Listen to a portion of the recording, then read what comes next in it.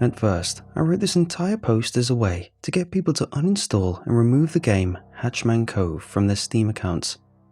But I soon realised pretty much no one has ever played it.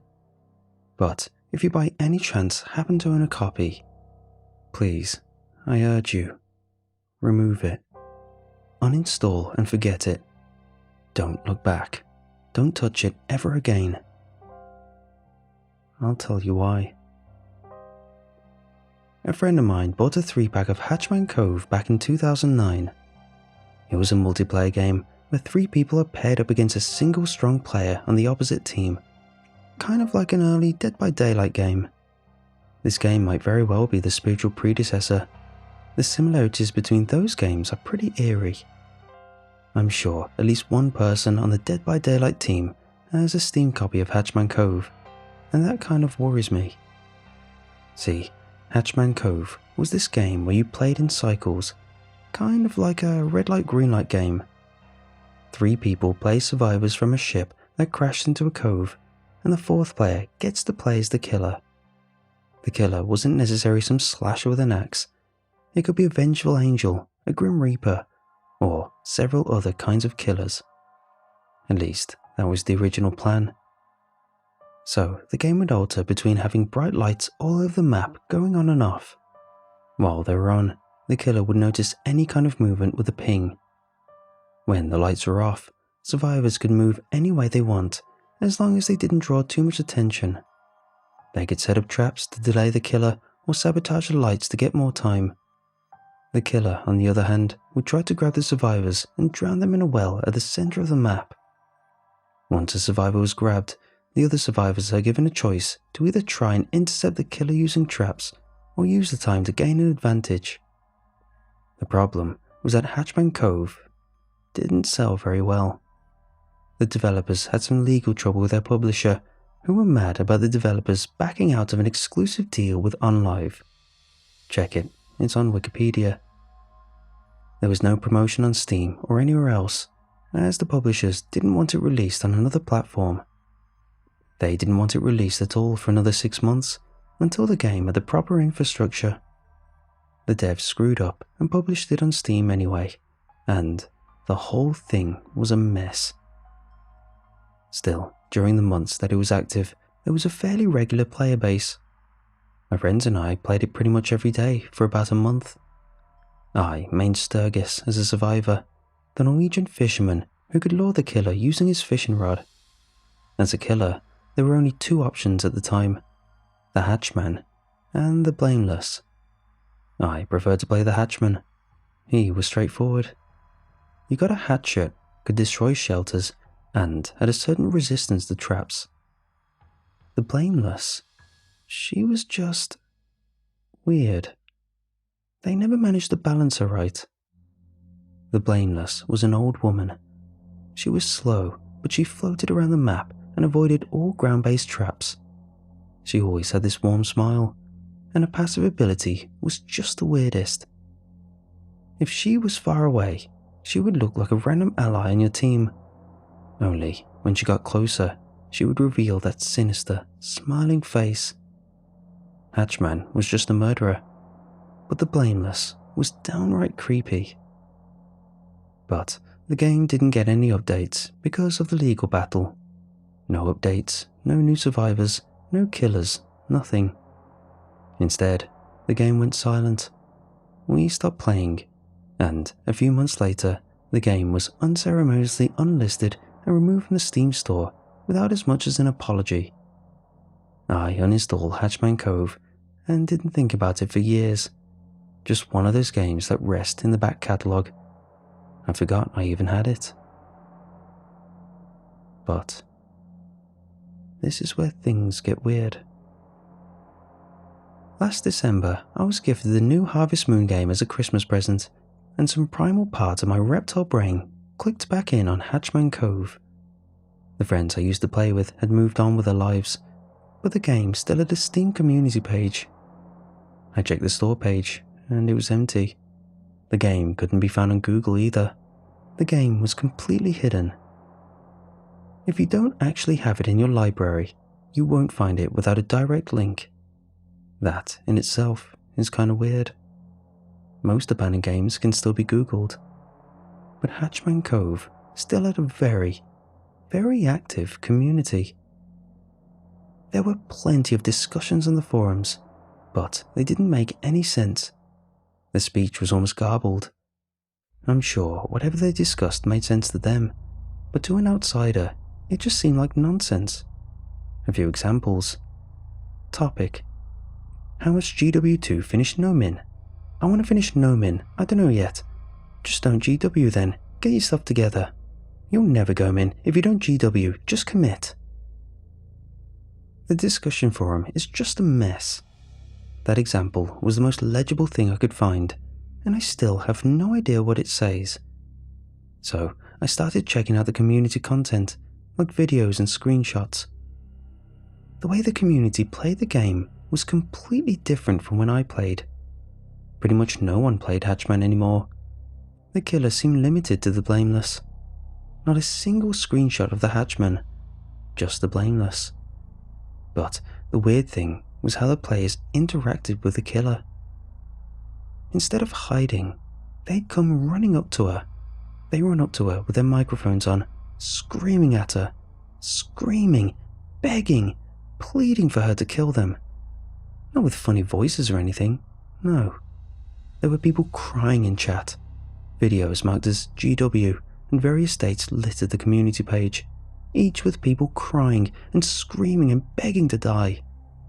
The volume maxed out immediately, and most of the time, all voices were nothing but a crackling mess that could easily blow out your speakers. I couldn't stop watching. I'd never seen anything like it, not even back in the days when I was still playing. That wasn't the way you play the game. No one was hiding or looking for objectives. I'd see players using my old main, Sturgis, and just rush the Blameless as soon as the match started. Seeing the 3D model of the old bearded man running up to the Blameless, pleading to die. That was uncomfortable. I made the mistake of posting my own question on the discussion forum. I was just too curious. You have to remember, at this point, this was still just a weird blip in my Steam library. I made my own topic and just asked what the hell happened to the game. I got no responses in a week. Nothing. After that, things have gotten weird. Real weird. It started with CSGO. One night, a teammate came on and just started screaming. No big deal at first, just another troll. But he was screaming at me specifically. Screaming at me, begging me to shoot him. There was crying. He was desperate, asking me to please team kill him. He offered to send me money, trade rare skins, whatever I wanted. He got kicked before I even knew what to say. 2 games later, the same guy joins my team with a different username and clan tag. He keeps screaming, crying and begging. The teammates laugh, but I was getting uncomfortable. I stopped playing. Hearing a grown man barely being able to breathe between sobs is just too much. That wasn't a prank. That was desperation. But it didn't stop there. From that point on, in several games, people started joining and begging me to kill them. It could be by text, in Steam chat, by voice, whatever they could. Once in Fall Guys, there were 2 people with the usernames Kill Me and Kill Me Too. How? You can't even pick your own username in Fall Guys. They just stood there, waiting for me to push them over the edge. These colourful little blob people just made my stomach crawl, 'cause I knew that whoever controlled them was sitting there, screaming in complete panic behind the screen. It just kept going. In Red Dead Redemption 2, I used to have the setting to hear and be heard by everyone enabled, but I had to stop. Naked users kept running at me while I was camping out at Strawberry, and I turned off all audio as soon as I saw them. I was shaking as I realised the mute setting didn't work and force closed my game. I swear, for a few seconds after the executable had closed. I could still hear them. I threw my headphones across the room and walked away from the computer, just holding my head and quivering. I didn't know what to do. I could barely be at my computer. I went back to the Hatchman Cove Steam forums and just started reporting people. I also reported all videos to YouTube, and it just flagged everything. I know, I abused the report system, but things were getting out of hand. I was being harassed, so they took it down. Not just the forums or the videos, but everything. The entire Steam page, gone, including the community page. I could still see the name Hatchman Cove in my library at that point, but nothing showed when I clicked it. YouTube and Steam probably didn't care much and didn't bother to do a review of my report. It was easier to just pull the plug. And, for a while, that did the trick. I actually got back on CSGO. Then, it got worse than ever. Random people started joining our Discord server, just screaming into our ears. No matter how many times we banned them or muted them, they just kept coming back. My friends noticed that, as long as I was offline, the voices stayed away, so my server figured I was playing a prank or something. At first they thought it was kind of funny, but the more it happened, the more they were getting frustrated. Some were getting scared and sent me private messages asking me to please, as friends, stop. Today, I'm permabanned. I can't even log back onto Discord without getting messages from random accounts begging me to come online and kill them. It has gotten to the point where I've uninstalled pretty much everything. I don't even have Skype, I don't play games anymore, and I don't think I'll be browsing Reddit much longer either, since I've started getting messages here too. Not just here, but on my phone as well. Texts in the middle of the night, random calls from unknown numbers.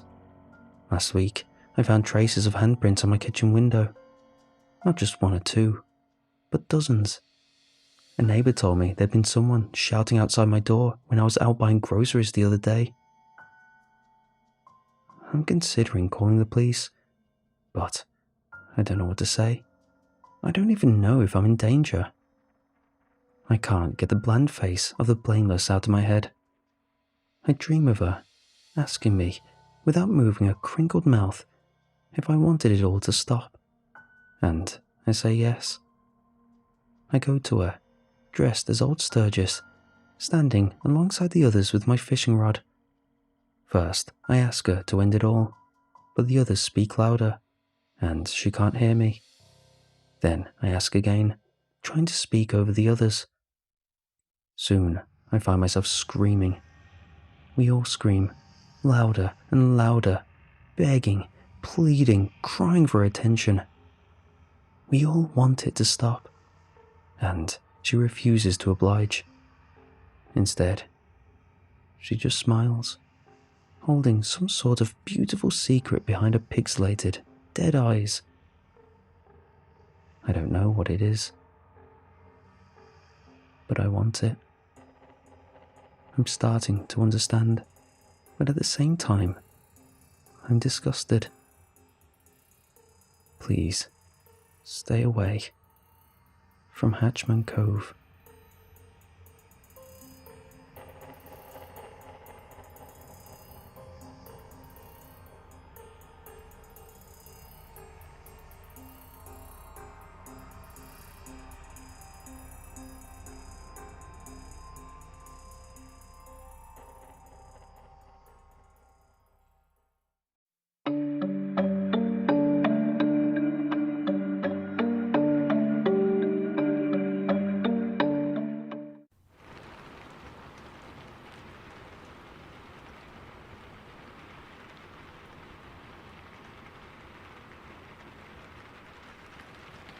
It was in June of 1972 that my mom and dad told me they were taking a couple of our thoroughbred racehorses to Durango, Colorado, where my father owned land, and where we typically boarded some of the animals during the summer.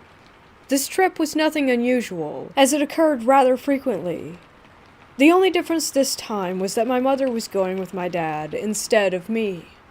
I guess Dad figured that at 13, I was old enough and responsible enough to do the morning and evening chores, which consisted of feeding and watering the remaining horses, which numbered about 8. A few cows, 6 pigs, and a coop full of chickens. There were also always a few wounds that needed to be smeared with ointment. These chores were not exactly rocket science, but it did take a while, so I was glad when Lyle offered to come and help me with each evening. He got a kick out of it, as he enjoyed that kind of thing. I, however, leaned more towards the arts, performing magic, singing, playing the piano, and even doing ventriloquism. In fact, I did it professionally by the time I was 12. I had no intention of staying at the house alone while my parents were gone to Colorado. I was very much afraid of the dark, and especially of being alone. It would be years until I discovered why. I was going to spend the weekend with 2 of my best friends, Lyle and Mark Harper. Lyle was a year older than I was, and Mark was a year younger, so I fit right into the middle of the 2. They lived just 3 houses to the west of my house. I can't really call it a house that I lived in. It was one of 4 duplexes that my dad owned. 2 of them were built back in the early 1920s, and the other 2 were newer, as they were built by my dad a couple of years after we moved there in the late 1960s. The 2 old units, A and B, and the 2 new units, C and D, were split down the middle by our long asphalt driveway. The only other building on the property was a very old and very large white stucco garage/shop, which was located behind the units at the end of the driveway. Beyond that old shop was where the corrals and pastures were. With my parents in Colorado, I was in charge of keeping all the animals fed. Darkness was just around the corner, so I took Lyle and we headed to my place. As we entered my driveway, we started walking between the old units and the new units toward the big garage. What made this shop unique were the giant rolling stainless steel doors, one on the left and one on the right, that met in the middle. It created an almost mirror effect, but not quite shiny enough to be an actual mirror. I happened to be looking at the door, noticing how the street light created just enough glow to make our stretched shadows lightly appear on the big metal doors. I commented to Lyle that I wished I was that tall in real life, and that is when it happened. With both of us looking at our very light shadows bouncing to the rhythm of our steps, another shadow, only very dark, no, black, so black that it looked like a thick, inky, one-dimensional entity, ran clumsily across the shiny door from left to right. It was wearing what looked like a wide-brimmed fedora hat. It had a troll-like appearance, all hunched over as though it didn't want to be seen. It scurried quickly in total darkness until it reached the right side of the doors, after which it completely disappeared. We both stopped, frozen in our tracks, trying to comprehend what we had just witnessed. Before either of us could say anything, the thick, dark shadow man trotted back the other direction, once again disappearing as it reached the other side of the doors. Both of our minds instantly realized that nothing solid had run between us and the doors, and that the only way a shadow could be that dark was, well, there was just no way a regular shadow could be that dark. Without uttering a word, we both turned in sync, as though the movement was choreographed, and took off running back onto 8th Avenue. Neither of us stopped until we arrived back at the safety of Lyle's house. Once inside, we ran to his father, Lloyd, who was watching the news on television, and told him that we needed him. We related our experience, and he said that he was sure that there was a logical explanation. I knew, though, that there was not.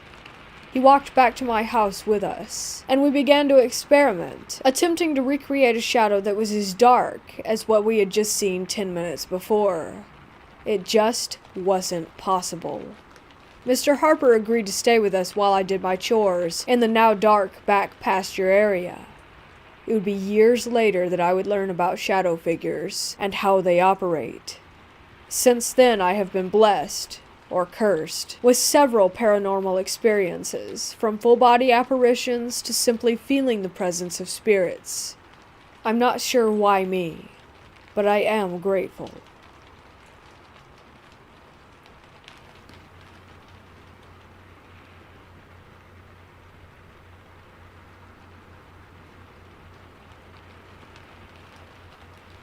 I was 13 years old, 2003.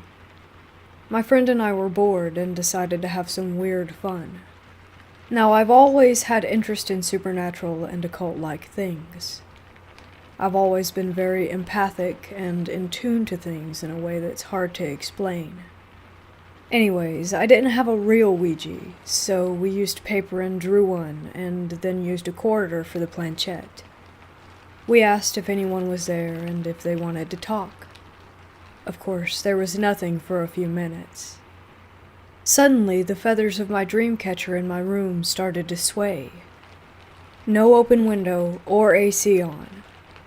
We asked again if anyone was there, and then it felt like there was a pull. We allowed ourselves to let go and just see what happened. It went to the yes. We asked what its name was, and we felt pulled towards D and C. Just those letters, D, C. Odd. A minute or so later, my grandma called for us that she was ready to go, as we were about to go to the mall. We stood up and walked out of my room. My friend looked at my face and gasped, and told me to look in the mirror. I had about a 2-inch scratch on my face that was not there before. We were a little freaked out, but mostly confused. We went shopping and my grandma asked what had happened, and I told her I really didn't know. The next morning, the scratch was gone. After that night, however, things got pretty bad. My room for some reason started to feel colder than the rest of the house. Even my grandma commented a few weeks later that my room was, quote-unquote, cold as death. My dog stopped coming into my room as well. He would stand at the doorway and I would call for him and he would just look at me and leave. He might come in rarely for a minute or so, but he would never stay. I started to get feelings like I wasn't alone. The air felt thicker, the dark seemed darker. When I was home alone, I would hear things, footsteps and creaking. One night, it all came to a head. My grandparents went out to dinner and I stayed home. I was downstairs playing on the desktop and instant messaging my friend. The bathroom door next to me had been shut tight, but made a clicking sound. The knob had turned and the door had opened slowly.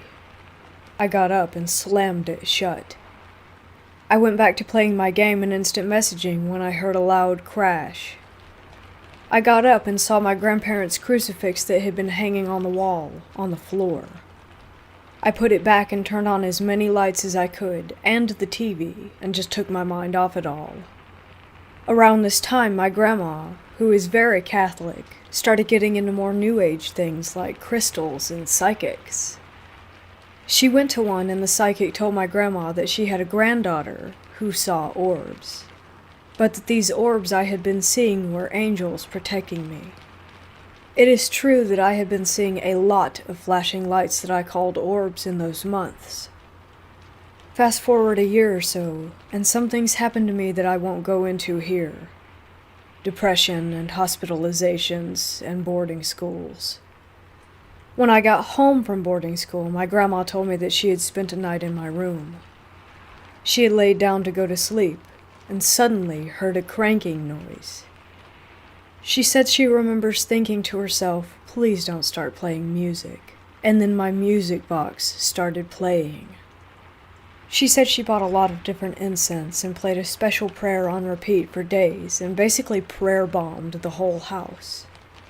When I returned home, my room felt clean, like whatever had been there was gone. Safe. I stopped seeing the orbs as much. I never played with a Ouija board again, but I do love the designs. I have a Ouija board mug and a Ouija board mat on my dresser. I like the symbol and I'm not afraid of them, but I will never use one again. I have been tempted through the years to try again, hoping that maybe being better prepared I can have a safer outcome. But I just don't know if I want to take that chance of opening a door to any stranger knocking.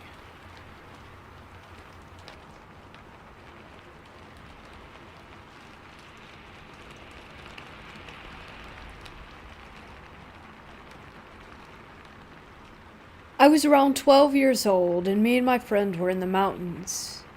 I can't recall the name of the village, but it was situated in the Czech Republic. We were on a hike and stumbled upon an old military station or bunker, just left there after World War II. We went home for flashlights and came back just before the sun was out. We went inside and found that it had like 2 or 3 floors underground, maybe more, with a 40-meter well full of frozen water on the ground floor. We decided to go down and explore. First floor, there was nothing unusual, just some empty concrete spaces. We went another floor down, and I saw some things on the ground that looked like dead rats from a distance. I laughed it off and went to take a closer look. They were bats, about 10 of them, just lying down, dead. They weren't like violently smashed or anything. There was no blood. It was as if they were just sleeping, not even rotten or decaying. I poked one with my foot, and the thing just rolled over. I started to get a little scared, but eager to explore further. My friend was basically halfway up the stairs at this point, nervous laughing, saying, "Yeah, we should really go, I have a bad feeling," or something like that. I was almost pulled to continue exploring. Half of me knew that it didn't feel right, but I ignored my friend and continued on. I was almost there, and I suddenly got sick in my gut. That feeling that's screaming in you, the adrenaline. I took another couple of stairs, shining with my flashlight ahead, and then I saw it. I scanned the whole floor, seeing the stairs that went even further below collapsed, so no getting further down, and as I looked across the room with my flashlight, there was a spot that it could not illuminate.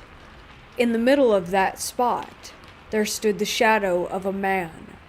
The flashlight's beam just couldn't get through the form of it. It ate all of the light. I then realized how cold that it had become. I could see my breath. I was staring, paralyzed, for what seems like minutes, but was probably only a couple of seconds. The shadow got a little closer as I blinked. No need to say, I bolted like I never did before, not even caring if it was behind me or what it was. Just running for my life. I got to the entrance and my friend was looking at me horrified, and I just told him to run while rushing past him. We sprinted for about 5 minutes, then confirmed that yes, we were still alive. When we got home, he told me that he had seen something in the corner as I ran past him, so it wasn't just me. His father told us the next day that a lot of soldiers had died there, and there's even an army museum nearby. So was it the ghost of a soldier or a shadow person?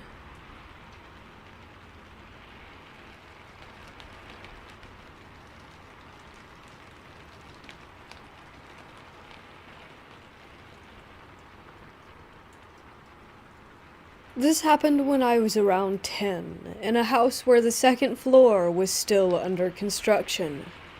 My mom and grandma had a major disagreement back when we were living in Toronto, and my grandma decided to move to her home country, Ecuador. Soon after, due to complications, my mom decided to give in and follow her. We moved in with my grandma, but since the house was a little small for 4 people, and since my great-grandmother was soon to be moving in as well, my family decided to extend a floor. For the meantime, my great-grandma was staying in a room extension with her own bathroom because she would have accidents frequently. The room was an extension outside, close to the main door. My great-grandma was really old, but still cognitive enough to have fun conversations with, so I would spend a lot of time talking with her outside. She started telling me about this little green guy that would visit her at night, and he would just sit on the TV and watch her. In South America, we grew up talking about duendes, leprechauns that would mess with people wandering around strange areas at night. It's kind of our folklore, like the chupacabras or skinwalkers. But since my grandma was getting old, my mom would just brush it off and blame it on her aging or her mental health. One night my family went to a dinner party, but since I had a best friend over, I insisted on staying home. It was getting really late, but we were waiting for one of our favorite shows to air on Cartoon Network. My family is very religious and hated these quote-unquote demonic cartoons, so we tried to watch quietly. I was under the impression that my great-grandma was resting in one of the rooms behind us, in my mom's room, because I kept hearing noises coming from down the hall. Suddenly, I hear my grandma's walker clicking its way out of the room, so I quickly turned off the TV and told my friend to be quiet. We hid under the blankets and waited until my grandma went back to the room. She used to walk with one of those four-legged walkers, and would take her time as she moved. We thought she was just going to use the washroom, so we decided to wait it out. Her walking seemed very quiet, though, which was odd, but I didn't think much of it. She went to the washroom, but didn't open up the toilet lid. There was no noise, no peeing or anything. And the weirdest part? No word or call to see if we were sleeping or still up. We just heard the walking go straight back to the room quietly. Then suddenly I remembered that the dinner my family went to was meant to celebrate her. She wasn't home, and we were supposed to be alone. As soon as I realized that, we heard small footsteps sprinting from one room to the other, and then a glass breaking. We were petrified. We didn't know what was behind us, if it was someone that broke in or an animal, but we were too afraid to look. We stayed under the sheets until my family came back home. Fortunately, they arrived only moments after. As soon as my stepdad came in, we told him what happened. He brought my dog upstairs where the second floor was being built, as he was thinking that it would have been an animal that came in since the staircase was only being covered by a plastic sheet. My mom goes into my grandma's room and finds a glass jug on the floor with a broken handle. The jug was supposed to be in my room. Something had to have carried the jug and dropped it in there. My dog was also barking throughout the night, which was pretty common, but when he came in the house, he seemed really anxious to sprint upstairs, as if he knew something was there. My best friend and I have been through a couple of weird things back home, but nothing as vivid as this. Again, it could have been an animal, but that doesn't explain the metal walker noise that we heard. It could have been an intruder, but we would have definitely seen someone come through the plastic covering the stairwell. It could have been the little green guy my great-grandma talked about. A lot of times little shadows would rush through my peripherals, but I always thought it was just my imagination. She passed away only a couple months after this. But weird small footsteps and random dog chases never stopped. The footsteps I would hear didn't sound like small critters, since animals tend to bolt from place to place. The steps I remember hearing as a kid seemed much more meticulous and slow, and always late at night.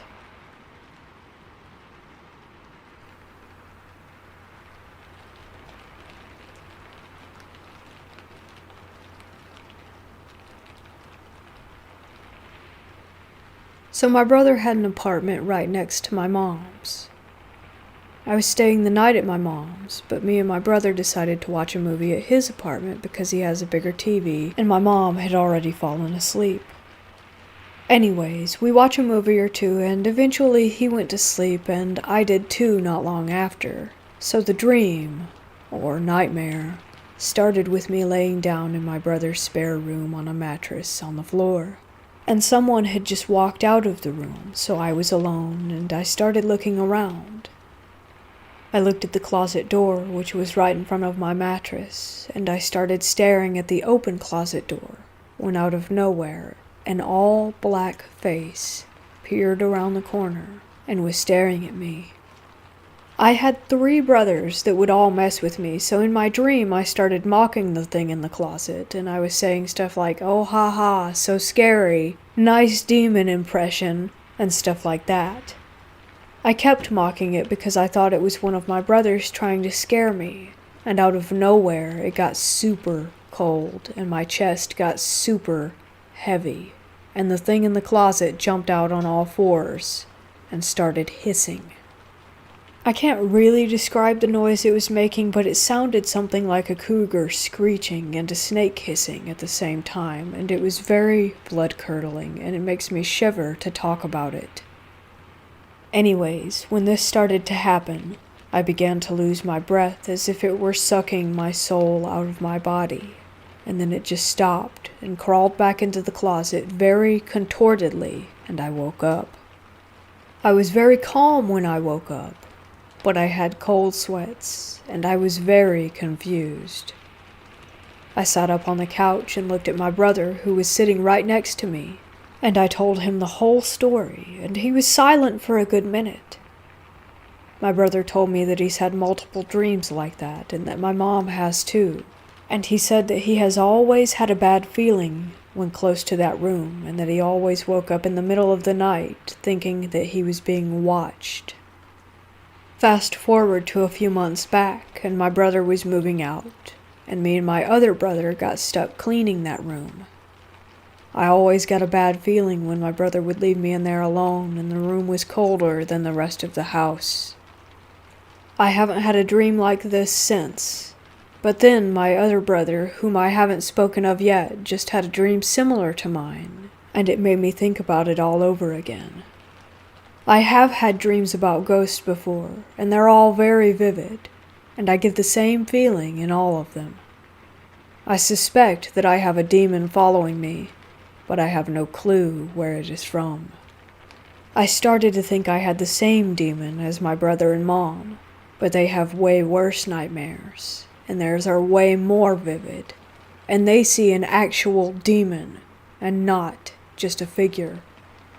The next day, after I had that nightmare, my brother bought sage and salt and started to spread it around his apartment.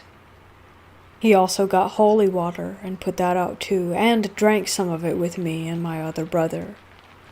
Ever since then, I haven't had a nightmare, but I have had some where I get the feeling that I felt when I had the first nightmare, but they usually go by really fast, and I typically just pray in my sleep, and it goes away. If anyone else has a story about their first experience with sleep paralysis, or simply just a vivid nightmare, feel free to share it. There's always going to be people that will have experienced what you have experienced.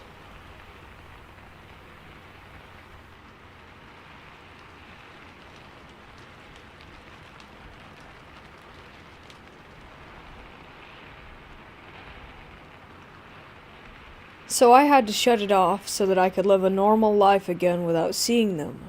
But my cousin, who has no abilities, has seen them in the house. At first, when he moved in, he didn't know that it was haunted. I didn't want to tell him that the house was haunted because I thought, well, maybe it's not. And if I told him, he would believe it was, and that would influence him in some way. If it was haunted, I was going to let him find out on his own, or if it didn't bother him, then I would let it be. As the weeks passed and things moved in front of our eyes, he started to hear his family members' voices calling his name from time to time in the middle of the night. It was the same experience that I had had.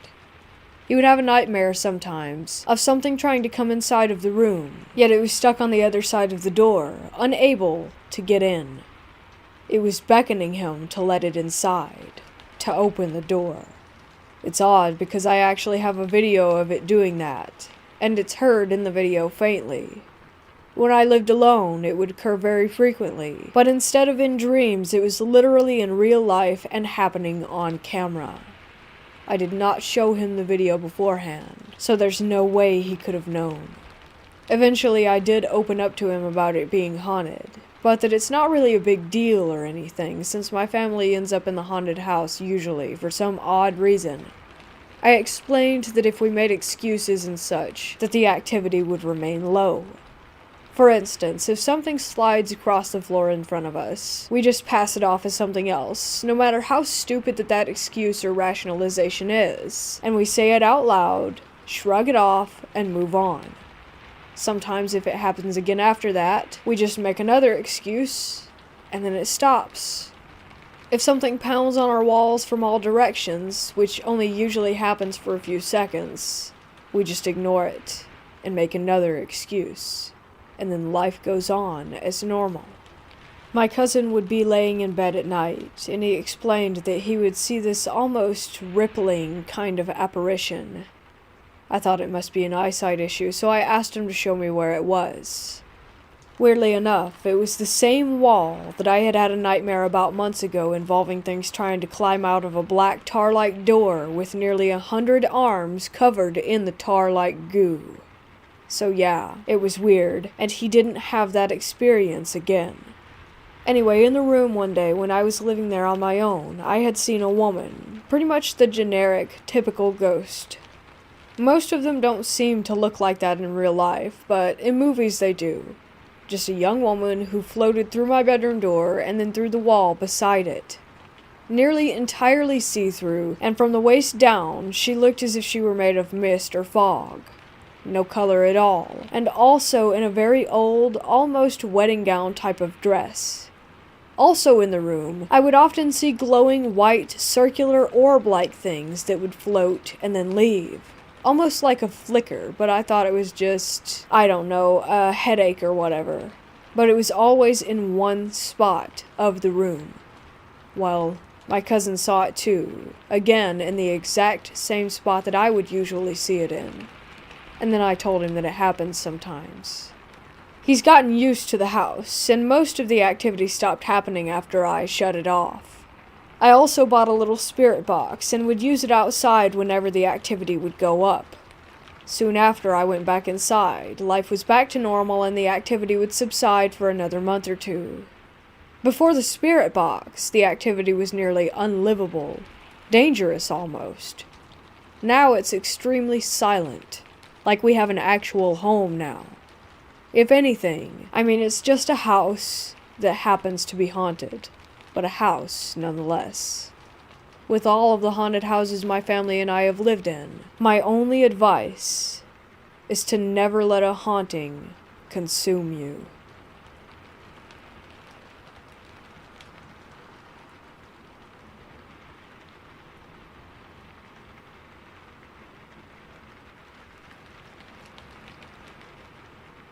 I'm a logical person, and I do consider myself a skeptic, even though I know what I saw, and I know that it really happened. Maybe it's just that I tend to be skeptical about most things. I will as briefly as I can describe a little history of the house and the changes my family made to it, because I believe that it applies to what I experienced. I'm originally from a small farming town in Washington State. My parents bought a ranch-style house in this town in the early 1980s, and we lived there until early 1993. The house was built in the mid-1950s, and was known as a party house in the 1970s when my parents were in high school. My parents did a lot of work on the house, as it was a little run down when they bought it. There were many holes punched in the walls and doors. The original hardwood floors were in rough shape, and the family room and original master bedroom had disgusting, torn, brown and lime green shag carpeting. The original master bedroom also had wood paneling on the walls. We tore out all the paneling and replaced the horrifying shag carpets with vinyl and new carpeting and renovated the bathrooms. The main change that my parents did to the house was they added a new master bedroom to the back of the house and converted the old master bedroom to a large laundry room / sewing and crafts room for my mom. The new master bedroom was added onto the other side of the master bedroom from the original master bedroom turned laundry room.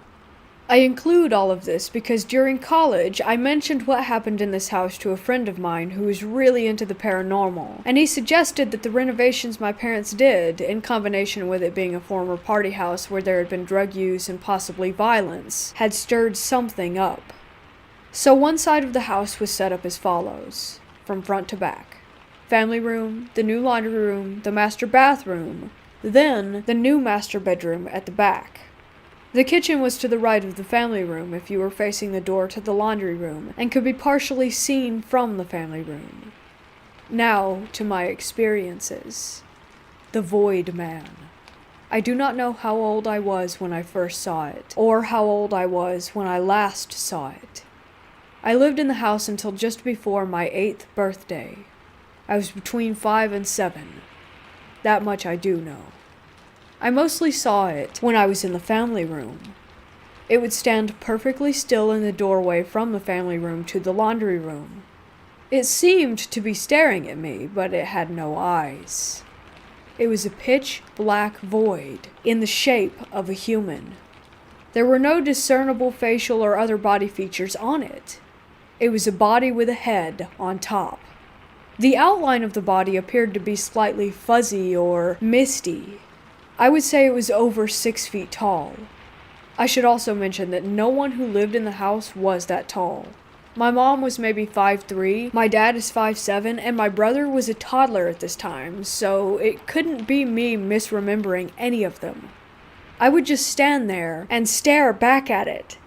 I felt frozen and didn't know what to do or say. I felt like I couldn't speak if I wanted to when it was there. I remember feeling a sinking sensation when I saw it. I have one distinct memory of staring at it in the doorway to the laundry room, and I could see my mom working in the kitchen. She was standing at the stove and could have seen it if she had turned her head to her right. She did not notice it. I named it the Void Man at some point. Staring at it was like staring into a deep void, a void that would swallow me up. I don't remember feeling fear exactly when I saw the full shadow person. It was more that I couldn't feel anything. That was not the case for the other way that I would see it. It would like to peek its head around the door frames at me. It would do it several times in rapid succession. That would terrify me. I think that was its intention. I would usually go running off to my room or to go find my mom. I only ever saw the full body of the Void Man from the family room looking into the laundry room, but it would peek its head out at me from both of the laundry room doors, the one leading into the family room and the one leading into the master bathroom. If my parents ever saw anything, they had never mentioned it, and I have never mentioned it to them. I'm sure that there are those out there that will say, well, you were very young, you must be remembering wrong, or you made it up at some point and then it became real to you over time. I wish this was the case. I really do. But I remember the Void Man very vividly. I know that I saw this thing, whatever it was. We moved out of that house in 1993 and moved into one that we had built. I have never seen anything like what I did in that house ever again, but the experience has followed me my entire life. I have a nervousness about open doors, and what I might see on the other side.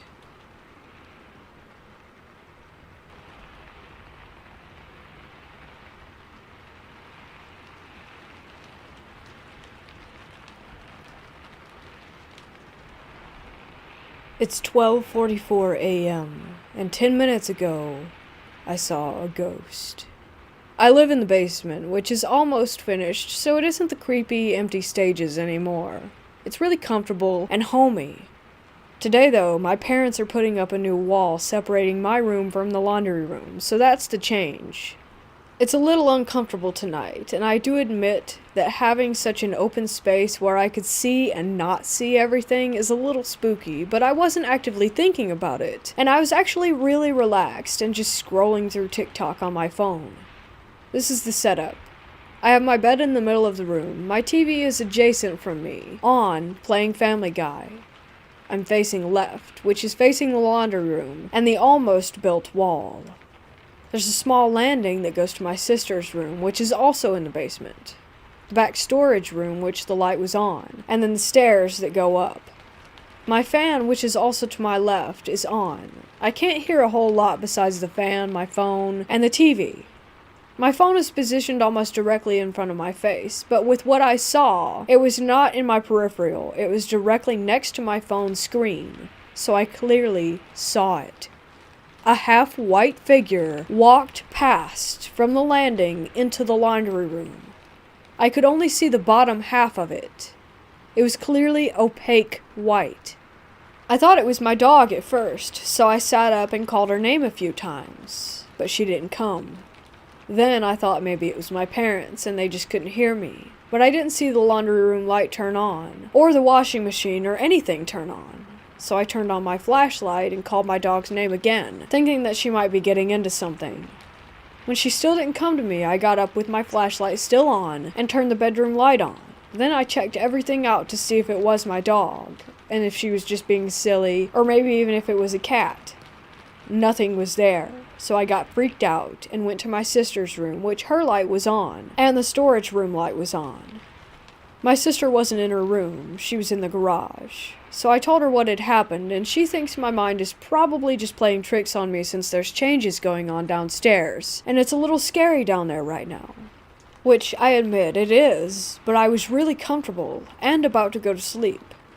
I have been in those instances where I freak myself out, like watching a scary movie or something, and I convince myself that I heard or saw something, but of course nothing happened, and I sleep fine. But tonight it was different. I just know it. As soon as I figured out that it wasn't my dog or my parents or any cats, I began to feel nauseous and my heart started pounding. Now, this isn't the first time a paranormal experience has happened in this house. It's just the first time in a while. Recently, my grandmother passed away upstairs in what's now my parents' bedroom. My grandfather also passed away in this house in the hallway going to the garage. Every paranormal experience we've had, we know that it was one of my grandparents, since it was never malvoyant and we never felt nervous or scared. I'm not saying the spirit I saw was malvoyant. I do believe that it was my grandma, but it still did freak me out, and I did cry. It's only been a month and a half without her, so it's nice to know she's still around. But it was awful timing, Grandma. I'm now sleeping upstairs until my parents finish the wall. Good spirit or not, it's still nerve-wracking to have a paranormal experience.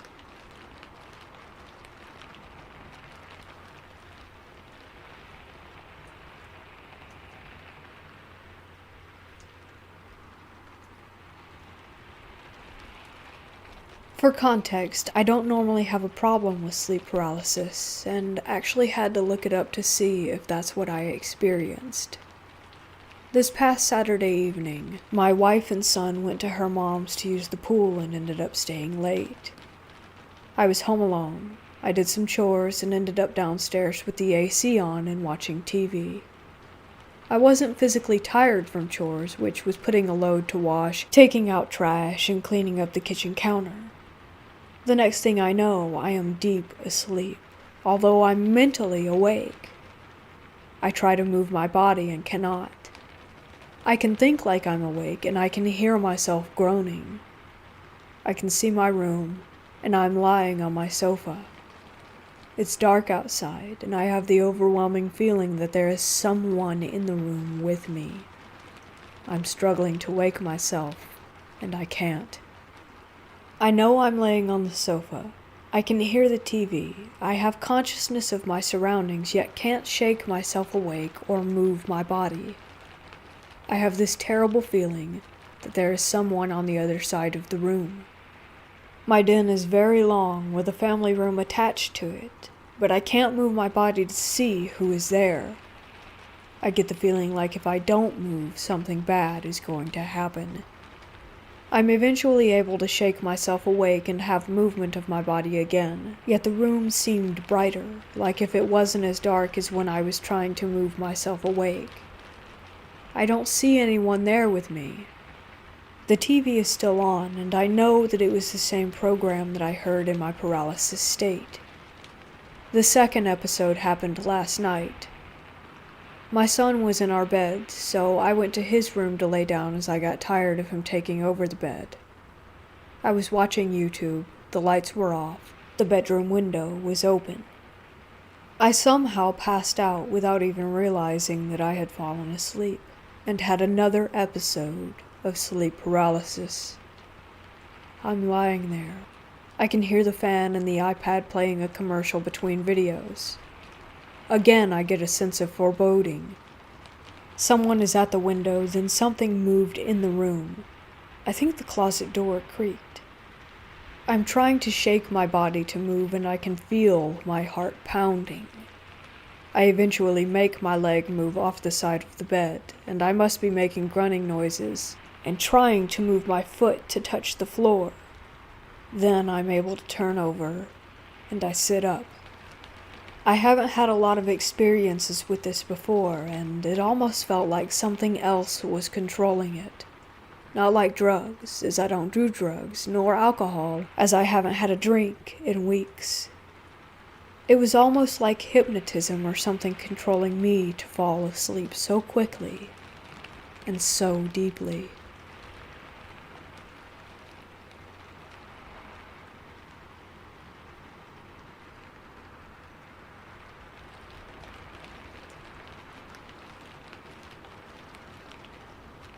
One early summer morning in 2000, I got up and ready to drive my mom to her job at a local retirement home. It was dark starting out, but the sun was gradually coming up. I dropped her off and started returning to her house. Halfway back, driving on a country road densely populated with trees and houses, I noticed a car coming because I could see its high-beaming lights from a short distance. I also saw a large, jet-black dog in my path, standing completely still with its head pointed forward. It had a slender build. Having only a few seconds to think, I decided to continue forward and brace for the impact from running into its body. I closed my eyes as I got the closest to it, and continued to drive without swerving, and to my surprise, I felt nothing. I slowed down to check for the dog, but there was absolutely nothing back there. As I continued my drive, I felt strange because there was no way that I would have missed that animal. It was not facing me. It was facing right. I would have struck it broadside. Anyway, I'm thankful I didn't swerve. I feel like had I swerved, things would have been very much different for me today. I do believe that I could have died.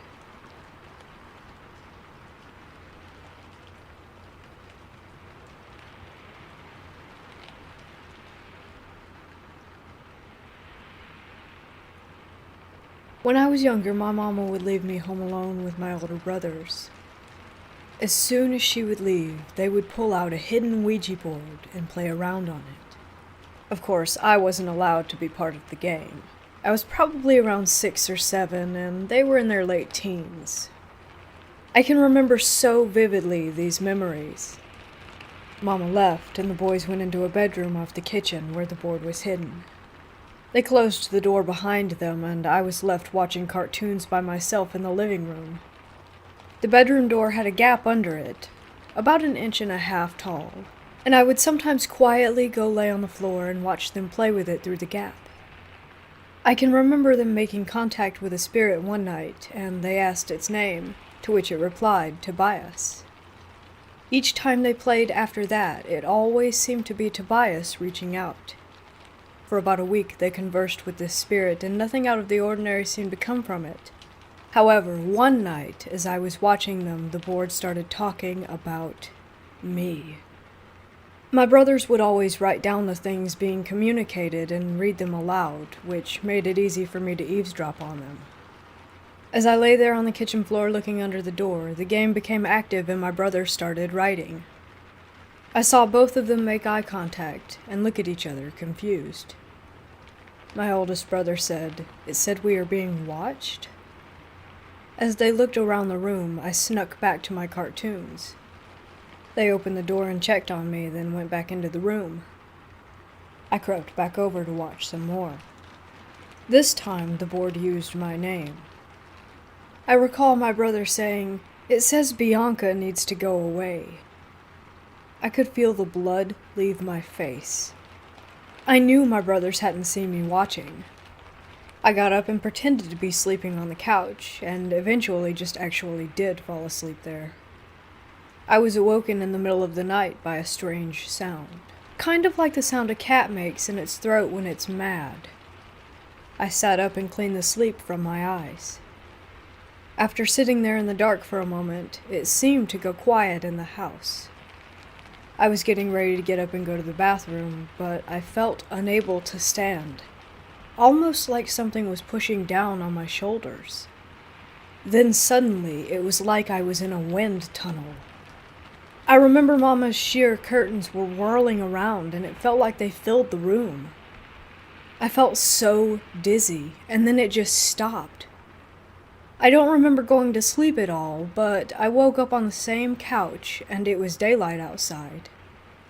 I have never spoken about this to anyone, but the story doesn't end there. My brothers continued to mess around with the board, which I was no longer wanting to be around. It got to the point that weird things were happening to them, too. They would talk about it amongst themselves, and I would play oblivious. One night, my brothers walked out of the bedroom with a rolled-up sheet and scissors. They told me that they would be right back, and walked out the door. The next morning, I learned that the board had said some things that really frightened them.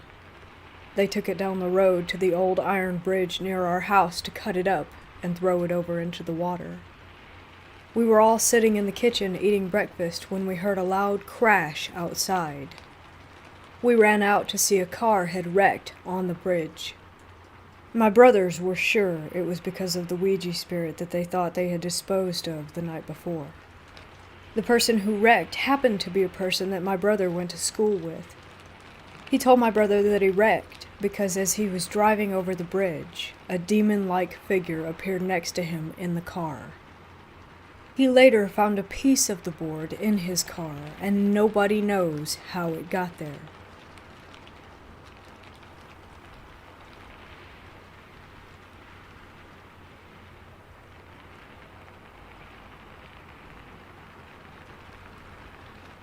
So, since my medication changed, I haven't been experiencing sleep paralysis that much anymore. But for years, I've had it on a constant basis, nearly every day. I can elaborate on the neurological stuff behind sleep paralysis, but basically, it's very related to stress, anxiety, and a bad sleep schedule. Anyway, I usually don't have auditory or visual hallucinations during sleep paralysis. But almost during every episode, I experience the feeling of leaving my body. I wake up in my bed without being able to move, and I feel my body start to float, accompanied by this awful fear that at any time I might fall down and die. Sometimes I even get to actually see my own body sleeping on my bed from above. But it's always hazy, and I can't actually make out any of my physical features. I simply know that it's me on the bed. At other times, I have the same feeling of leaving my body, but instead of floating, it's something pulling me by the feet and dragging me out of my bed. I don't see anyone. It's just the feeling of being dragged. I would love to know if anyone else has experienced this during sleep paralysis. Is this merely a symptom of it?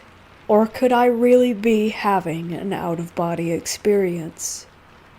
I'm Catholic, but not very religious at all, so I'm wondering about other spiritual possibilities.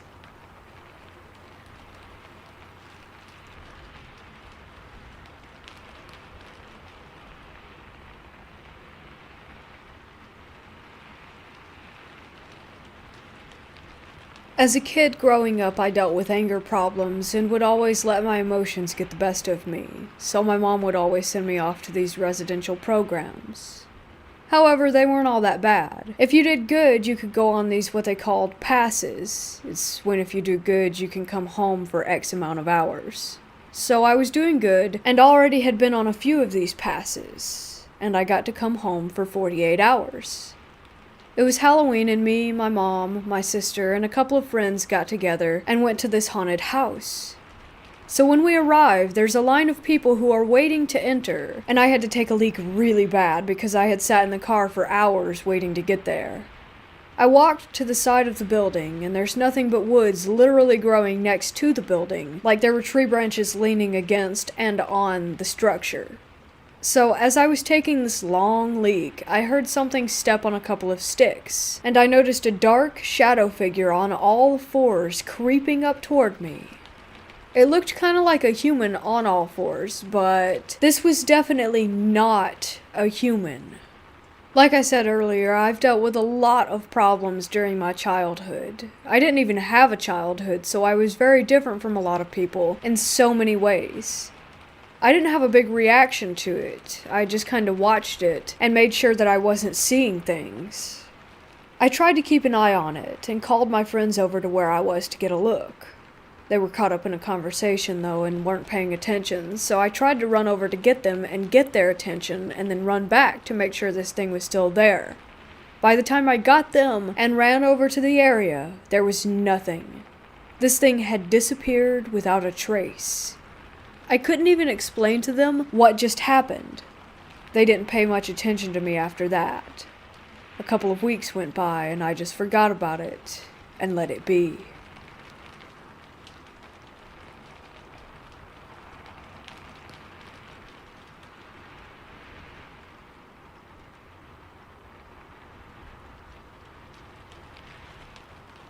So I've been sitting on this story for 3 years, telling some close friends who respond with astonished looks and advise on mental health and think I'm completely insane. It's 11:17 in rural New Brunswick, Canada, and I'm getting in my car to head back to Fredericton from my parents' place in the middle of nowhere. I had just finished up a small gig at a local fair, having had 1 or 2 beers at the show. I'm just pulling out of my parents' driveway onto a dim country road going back to the city when I turn on my high beams to see a tall, lanky, completely black figure standing in the ditch on the right side of the road. I mean, this thing must have been 8 or 9 feet tall. It absorbed all light and had limbs no bigger around than a baguette. As soon as I saw it, it started to run up the ditch and across the road in a very fast, very strange, gliding kind of way.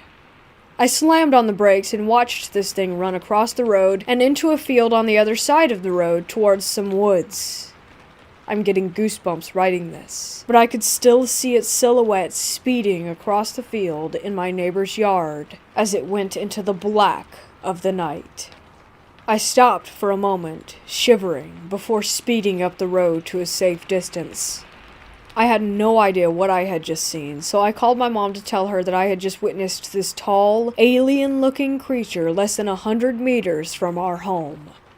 She and my sister searched online with what I had told them, and came back with an article on the Black Stick Man phenomena, which fit exactly what I had seen on this normal August night in New Brunswick. This experience has really opened my mind to the paranormal, so for that I'm almost thankful.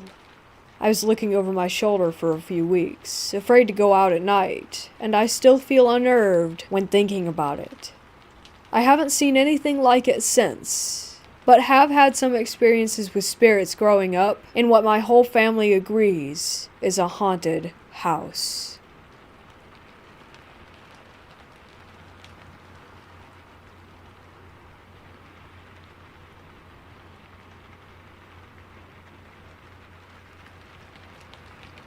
During the summer of last year, I was visiting my family in my grandma's house. I met up with my cousins and we decided to take the day to go out, eat, and catch up. After countless conversations regarding how my grandmother was still extremely religious, Muslim, we reflected on how we turned out not to be so religious and laughed.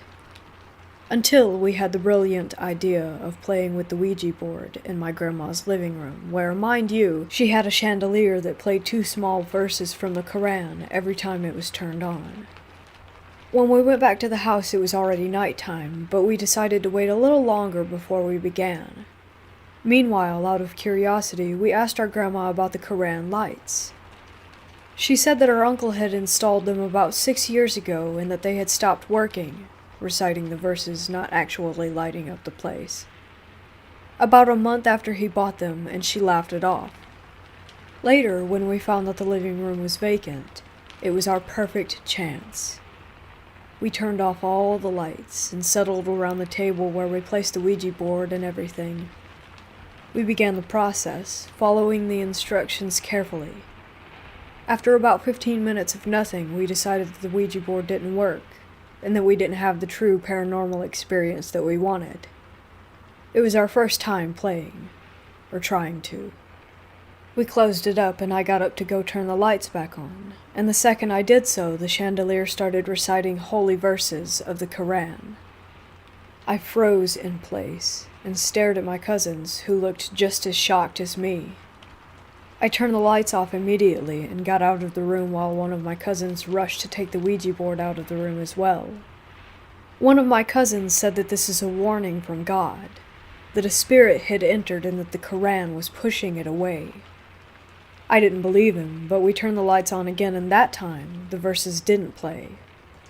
I thought it might have been a coincidence, a creepy one, but a coincidence nevertheless. My cousin grabbed the Ouija board and stepped back in with it, and she turned on the lights, and again the chandelier recited the verses. This time she looked at me and said that there was no way that it could be a coincidence. We all agreed that we wouldn't mess around with it again, and we threw out the Ouija board the next morning. The chandelier never recited the Quran again, and we never told our grandma about it.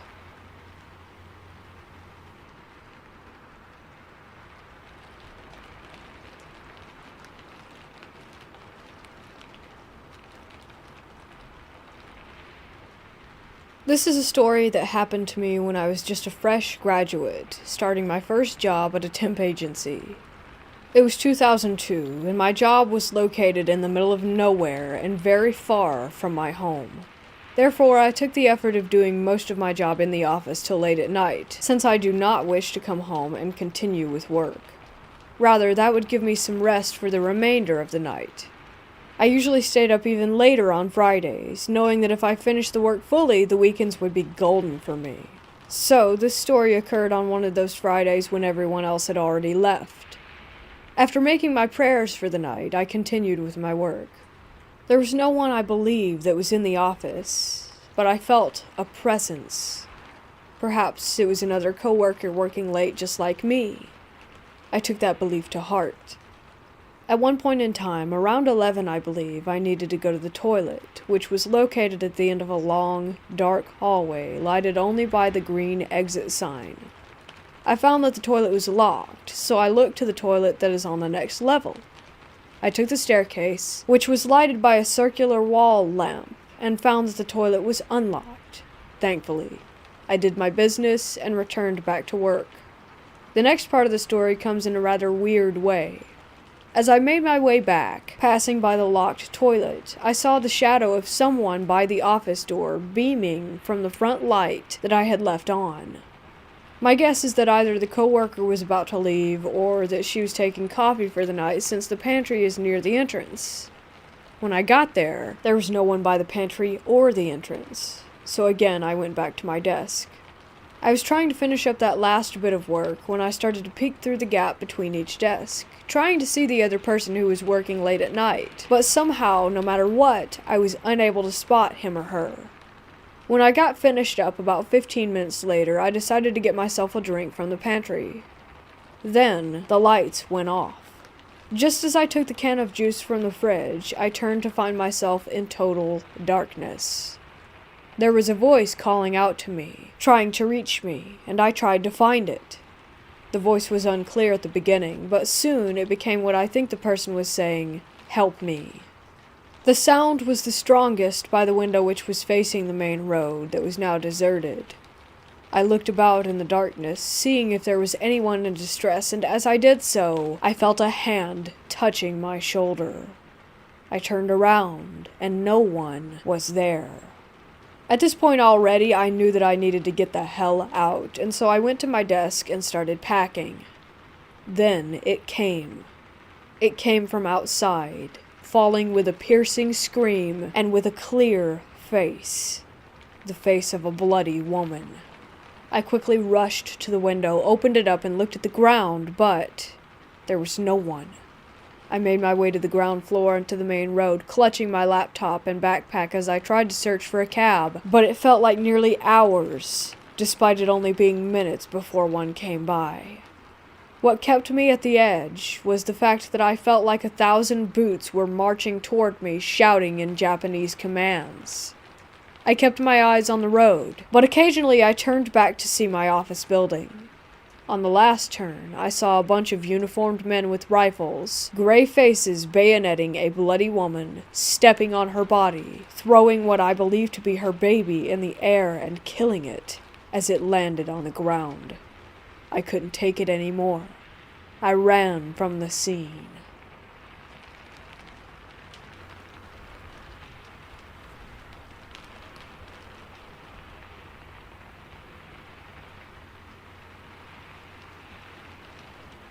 This is from 2015, but I really remember it like it was yesterday. It happened in Yokosuka, Japan, while I was stationed there with the Navy.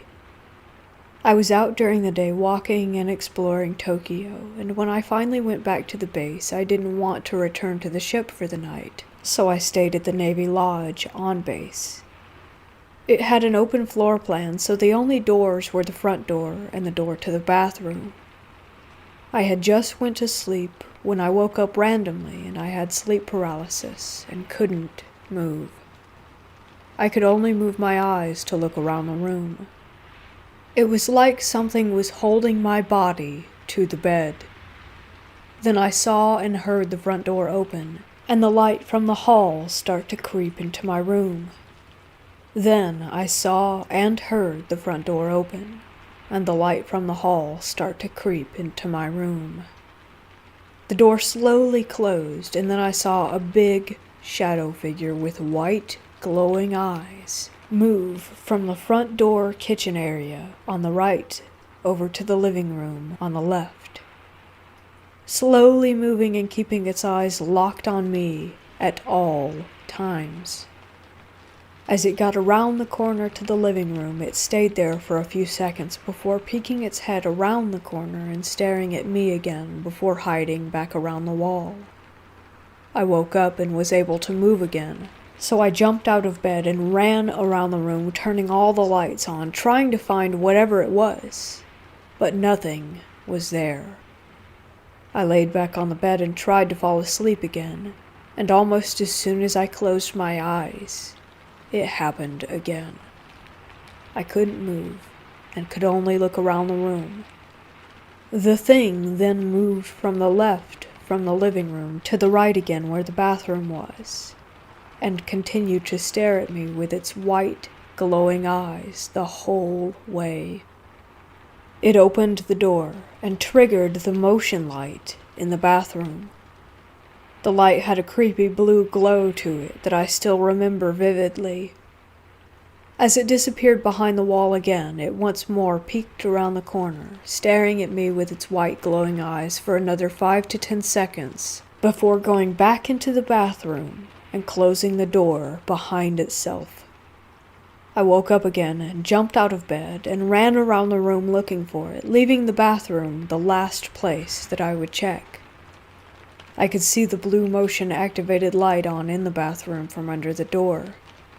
I finally threw the door open and went inside, throwing the lights on, and nothing was there.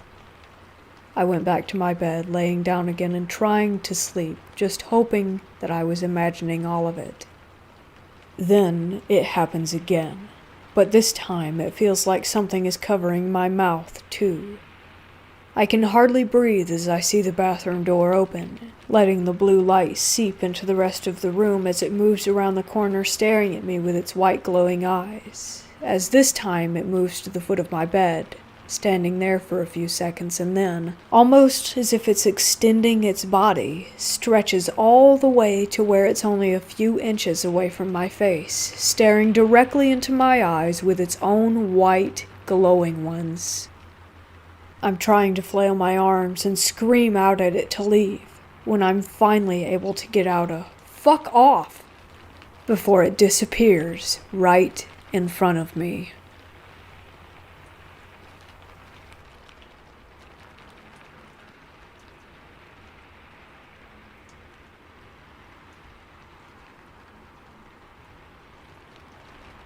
I was around 7 years old when this encounter happened. I was visiting my aunt and uncle's old house for dinner and a movie at their place. They reside in this town about 1 hour west of the city that I live in. It was around 10 p.m. and the sun had set.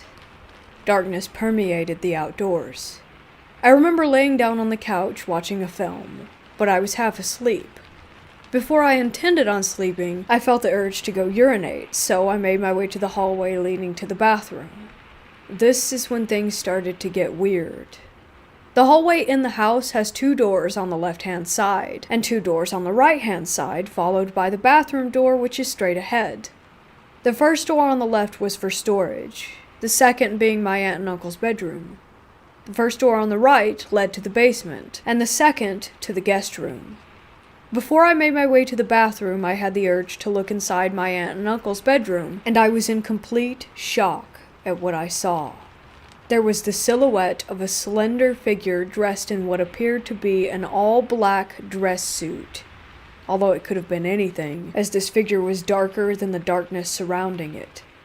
The thing was nearly 7 feet tall, but was not wearing a hat, and I couldn't make out any facial features. There was no way it could have been my family members, as they were all in the living room still watching the movie. As I was standing there in silence, the figure barely budged, and I just went on to do my business. As I left the bathroom, I looked back to see if this figure was there, and sure enough, it was gone. I bolted down the hallway and plowed my face into the pillows in fear. When my family asked why I ran into the couch like that, I mentioned that it was because I saw a ghost or something. They didn't think much of it at the time, thinking that kids, just have their imaginations. But I know what I saw.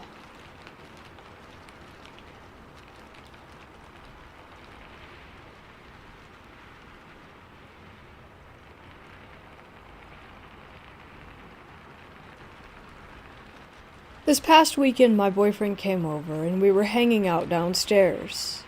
I soon got tired, so I ended up going upstairs to my bedroom. I immediately felt a presence following me as I walked up the stairs. It felt as if it were following behind me, and there was something breathing on my neck, the feeling when you know that something is there. Me being scared, I refused to look back. I just plop into bed and face the wall, hoping that nothing happens. I still feel like there's something there, but this time it feels like someone is just watching me sleep. Then it starts to get hot. Even though I was scared, I turned to open the window, and there is a holographic type of ghost hovering over my bed. I turn around again, not getting up. I lay there facing my wall, so uncomfortable for a minute or two. I quickly get the courage to open the window and go lay back in bed, but before I get there, my LED TV starts flashing and changing the color mode. Mind, these lights only turn on when the TV is on because they're connected to my TV's USB, and I was unable to turn them on myself when the TV was off. I quickly grabbed the remote and turned it off. Then, all of a sudden, the empty Starbucks cup sitting on my nightstand table falls off in a weird way, as in it looks as if it were being pushed. I turned on my bedroom light, grabbed my phone, and yeeted out of there. I was so terrified.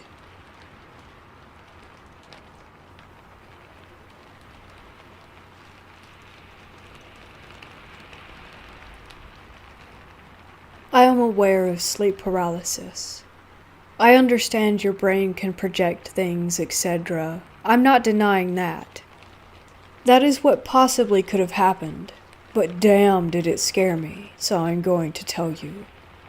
Now, I have had sleep paralysis a fair few times in my life, but this is the scariest thing that I have ever experienced during a sleep paralysis episode. One night, I woke up during a quite peaceful sleep. Across from my bed is the TV and, of course, a wall behind that TV. I opened my eyes and instantly noticed that I was in sleep paralysis. I worked on moving my fingers, but I heard something. It sounded like something floating, like ooh sound. Being on my stomach, I could see across my room, which was my TV. The wall behind that TV, I shit you not, was all of a sudden a window. I didn't see it change into a window. It was already a window when I looked at it. I start breathing heavily. The sound is getting closer, and the brightest light that I have ever seen shines into my room, but not enough for me to lose vision. A UFO just floats by my window. Meanwhile, I'm still telling myself to move and not freak out. It continues to pass, until I see it slowly backing up outside the window. I'm still trying to move. The UFO sits there. I try calling for my housemate, which of course doesn't work. I feel something malvoyant at the end of my bed. I see a tall, dark shadow, and as it reached out to grab or touch or whatever it planned to do, I shot up from my bed, absolutely the most scared that I had ever been. I was breathing heavily, and when I did shoot up, the window became my wall again. There was no sound. Most of my sleep paralysis episodes, I don't usually remember falling asleep. But this night I didn't go back to sleep.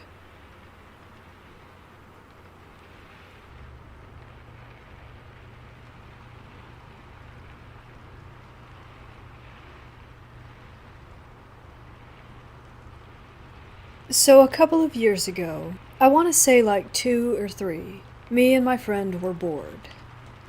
This was around the time that the Ouija board trend was going around on YouTube, and that kind of stuff has always, and still does, fascinate me. So we both decided to make a Ouija board out of a rectangle of cardboard that we cut off of a box. I believe we also made a ghetto-looking planchette out of cardboard too, with a hole cut out of the middle and everything. So anyways, we brought the thing into the basement of my house. Already a huge mistake, as I learned after. And we started messing around and using it. I don't even remember what we asked it or anything that really happened in detail, but I do remember being in such shock because I felt a strong connection, almost like a magnetic pull, pulling it down and moving it from underneath. Another thing that we both admitted to feeling after we played with it for a couple of minutes was a cold chill, only on our arms, that we were playing with. It wasn't really a breeze, but it just felt, well, bone-chilling. The point of this story comes into play now. That night I was in my bedroom, and I got up to go to the washroom, which is straight across the hall from my room, to brush my teeth and get ready for bed. I left my phone on my bed before leaving. So after I was done getting ready and all, I opened the bathroom door and immediately noticed that my room's lights were turned off. This threw up a red flag in my mind right away, and while I was scared, I just thought it was nothing and flipped the lights in my room back on. I went to grab my phone to distract me from the adrenaline and try to calm me down before bed, and I didn't see it on my bed. Or anywhere, for that matter. I got creeped out, and immediately flipped the lights off and jumped into bed and hid under the covers. I tried to fall asleep, even though the thought that the Ouija board we had used earlier that day was in the closet about 5 feet away from me would not leave me alone. I swear I heard a faint knock from inside my closet multiple times that night, but maybe it was just my mind messing with me. The next morning I wasn't as scared or freaked out as I was the night before, and I got up to take a shower. Once I got out of the shower and stepped out of the bathroom, my phone was right there, on the floor, right in front of me. To this day, it still troubles me, and I have no idea what happened that night. I haven't touched the cardboard Ouija again, but I did purchase a legit Ouija board like 3 months later, and have not really had any outstanding experiences with it, like I had with the cardboard one.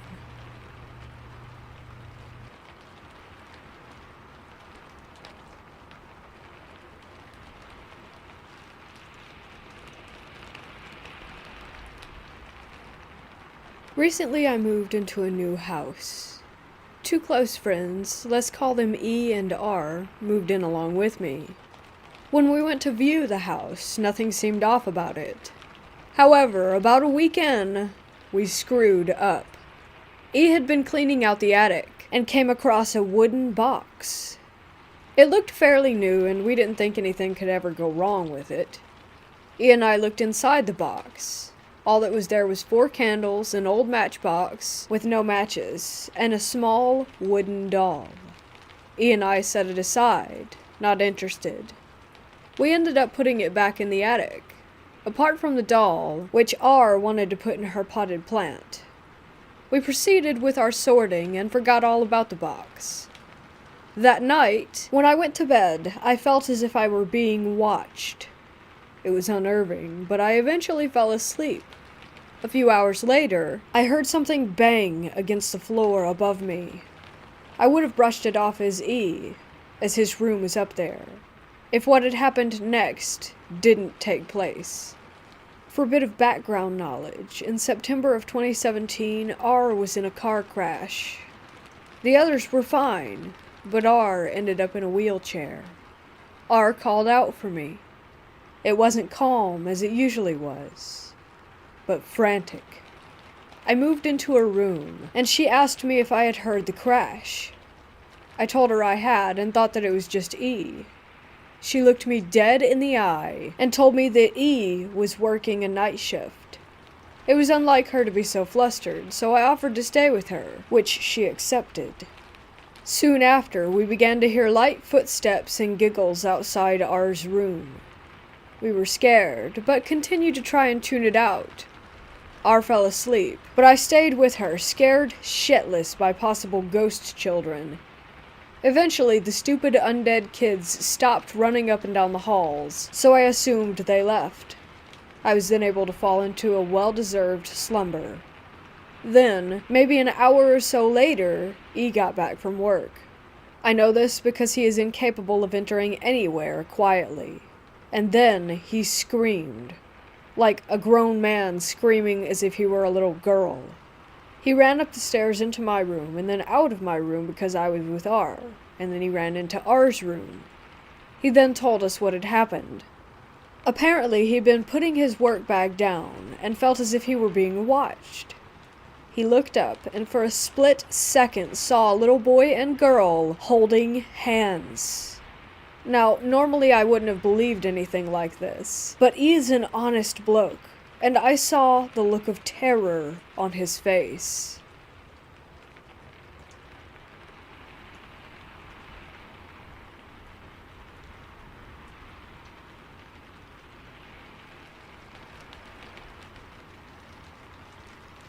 For years, I've dealt with the disappearing object phenomenon, but lately, items have started appearing or reappearing as well. Just this morning, for example, I woke up and went into my kitchen to make coffee, and a random pack of paper coffee cups was sitting in the middle of my kitchen counter.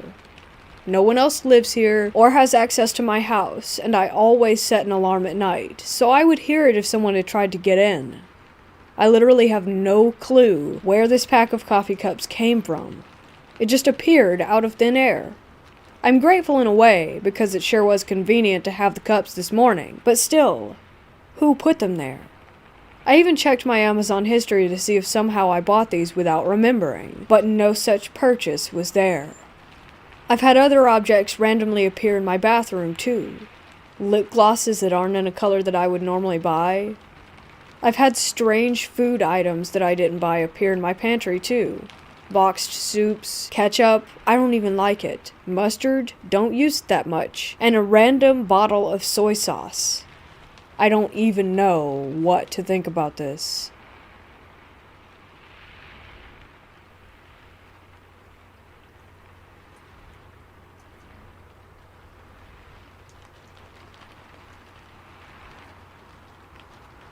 I am a 26-year-old female who has been having constant dreams where someone grabs me by my ribs and their fingers sink into my body. They're pushing and pushing their hands into my ribs, and I'm crying out for it to stop, and it hurts for real. A crushing pain makes me want to curl up and beg for it to stop. It's the real deal. In one specific scenario, in a dream, I gasp and sit up in my bed. This is the dream, remember, so a lucid dream, if you will. I sit up in my bed, and I am scared of my room. I grab the blanket closest to me and realize that it's at that stage of early morning where the sun will be coming up soon, but hasn't quite just yet. I feel this terror for some reason, and then a man suddenly comes into my room. He's in a long, blank t-shirt. He's bald and scary with bloodshot eyes, and he's pale and just...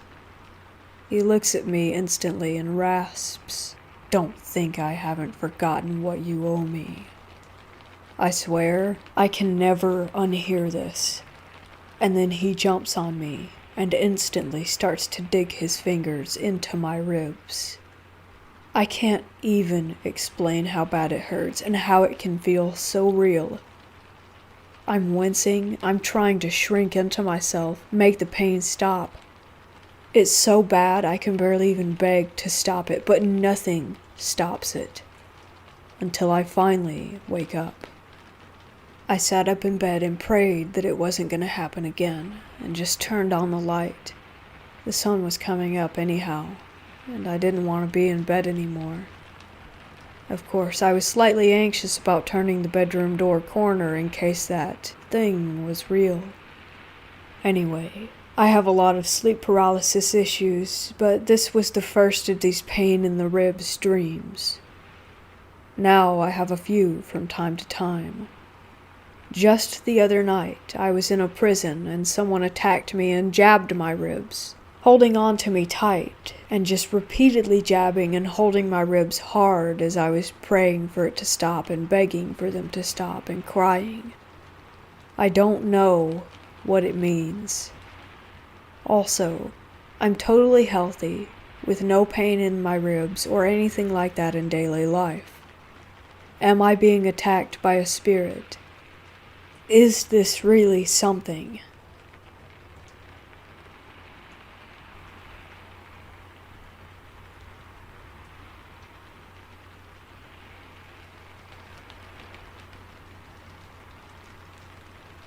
This happened to me a few months ago, and just once. I was sleeping on my couch when I was suddenly in a paralysis state. I couldn't move no matter what I did. As I was trying to move, I heard a female voice laughing in my ear. I couldn't see them, but I clearly heard that they were laughing. I tried to scream, but couldn't let out a sound. Then I woke up, a little sweaty and terrified. My heart was pumping so much that it hurt my ears. I looked everywhere, but saw no one. I didn't go back to sleep after this, because this wasn't my first experience, and I realized if I go to sleep again, the same thing would happen. This was the first time I ever experienced something terrified, so I didn't risk it, and stayed up all night. Ever since, I've never had an experience like this one again. I should also mention that I live in a house that gives off a terrible vibe and has a history of violence. The poor house suffered from an abusive family. It's possible that this house brings out the worst in people, because my mom unfortunately lost herself. She was now abusive and worse. She was a kind woman who didn't want any problems, but unfortunately we had an abusive parent figure. But save that story for another time.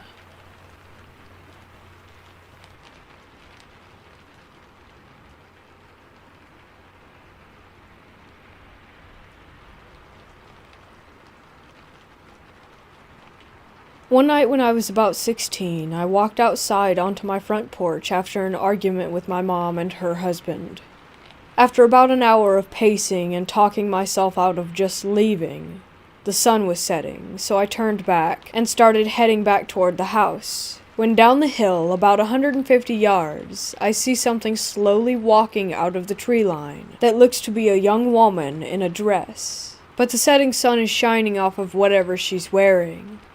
I don't think it's normal, and I'm a little freaked out, so I run inside and grab my binoculars. I come back, and she's only moved a few feet, walking very slowly, long steps. I focus in, and she's glowing. Gold. And she's dressed like a nun. Again, she was glowing gold. I've never seen her since, and I've spent the last 12 years searching for answers of what I witnessed that day.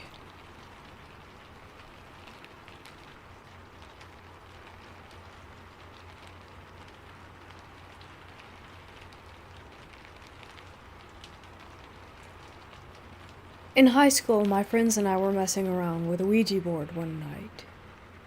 We had done it before, and nothing remarkable had ever happened. We usually did it to try and scare each other or our girlfriends. We all thought it was a joke. That night, there was no one else home except the 7 of us, and we were all together around the board. One of the girls there wanted to try it. She had never done it before. This time was different. The board misspelled some of the words the same way every time.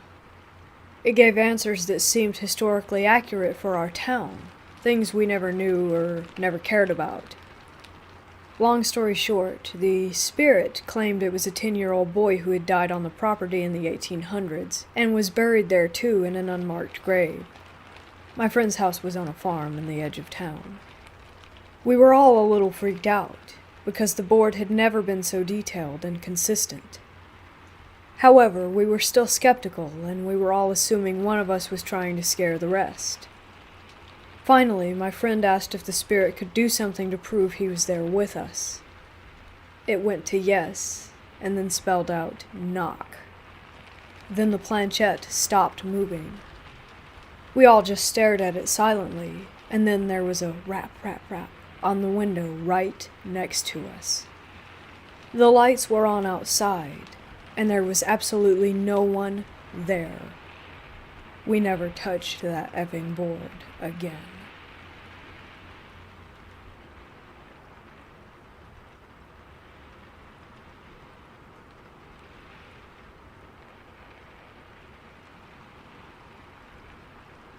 There's a ghost inside of mine and my girlfriend's new home. We've heard stomping in the kitchen in the middle of the night, among lots of other things. The issue that I have is that I wonder why it never shows itself or does anything in my presence. I've come home to doors open, and the animals in the corner shaking. Or I'll hear things in the other room falling, and sure enough, there will be something on the floor, but it never does anything while I'm in the room. My girlfriend, however, has seen the ghost, has had it open doors that she was next to, and heard it whisper. Is my energy off-putting to the ghost, or does my girlfriend attract it through her fear? I do not fear the ghost, and view it as more of an annoyance than anything, whereas she is terrified of it.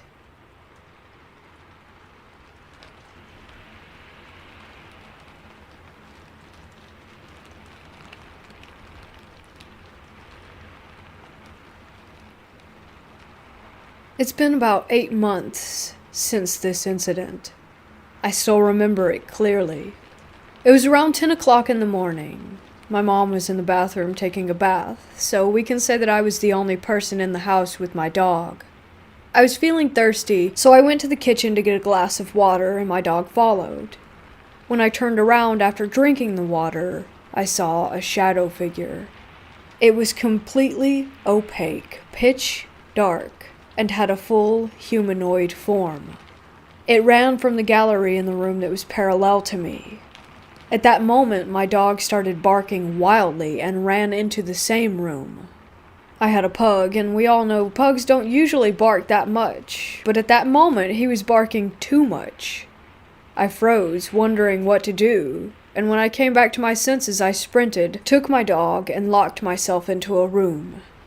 Even after locking ourselves in, my dog was still growling. When my mother came out, we checked the whole house, but we couldn't find anyone. 2 months after that incident, my dog died.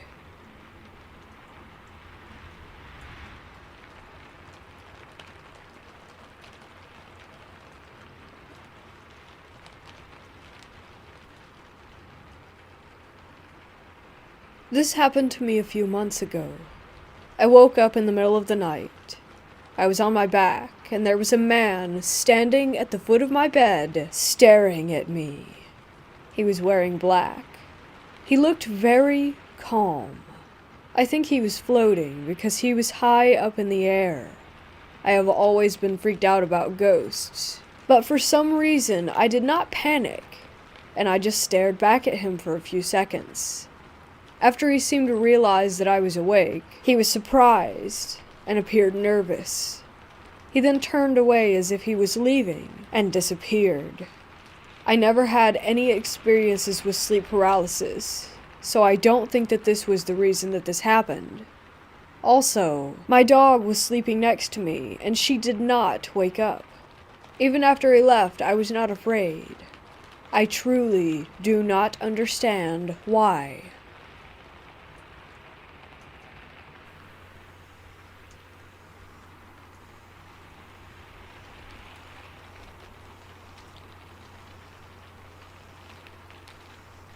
About a year ago, I bought a house and started living alone. A few months of me living there and everything seemed normal and fine, except for one morning. On that morning, I woke up and felt like I was pinned down and that my bed was moving towards the door and back toward my wall. All I remember is trying my hardest to move, but I felt paralyzed. I don't have a history of sleep paralysis, and I also have a hard time believing in ghosts, but this was a pretty crazy experience. Nothing has happened since that morning, but I still don't know what was happening.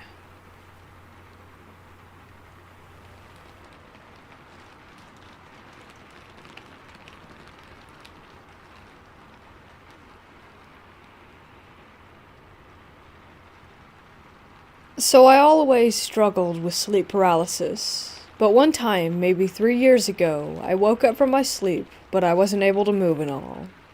I saw a very slim, abnormally tall, black figure in the corner of my room.